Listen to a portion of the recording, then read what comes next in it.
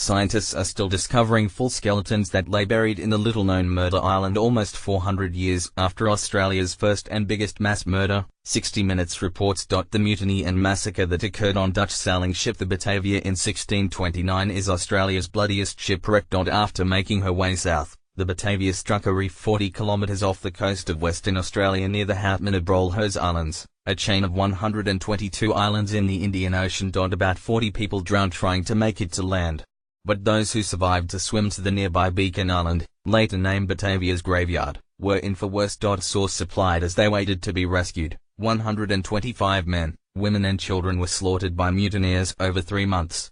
Some women were kept alive to be repeatedly raped and tortured. The incident has been likened to a real-life Lord of the Flies. Reporter Liam Bartlett returned to the murder scene with archaeologists from Australia and the Netherlands, who are trying to find out how the victims lived and died. Source supplied. I think it's interesting that the burials over here were all facing the other direction. We are clearly in a graveyard, but they have all been buried in different ways, Dr. Al Patterson told Bartlett. Totally Lord of the Flies stuff. Dutch maritime archaeologist Wendy van Nieuwenvoort said her work was about honoring the victims. Give them a little bit back of being left behind in this place at the end of the earth, she said. Physical anthropologist or bone detector Dr. Dan Franklin said the alkaline soil favors bone preservation. The one thing from this skeleton is it is a male individual. The bones are very robust.